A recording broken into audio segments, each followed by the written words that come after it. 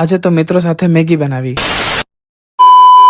જય શ્રી કૃષ્ણ મિત્રો, welcome to another day in Ukai. મિત્રો સાથે મસ્તી કરતા કરતા જંગલ એન્ડ હિલી એરિયાથી થઈને અમે નીકળી ગયા એક કેચ કલ્ચર જોવા. પણ મિત્રો ત્યાંનો વ્યૂ શાંત, સુંદર અને અદ્ભુત નજારાથી ભરેલું. અને ભાઈ એકદમ મૂવીના શૂટિંગ જેવી લોકેશન હતી. આવી લોકેશન પર આવ્યા હોય તો તમારા ભાઈનું પહેલું કામ એટલે કે ફોટોઝ એન્ડ વિડીયોઝ લેવાનું. भाई साहब मेरे अकेले की फोटो लेना. अकेले खींचो सिर्फ अकेले के तुम सोचते हुए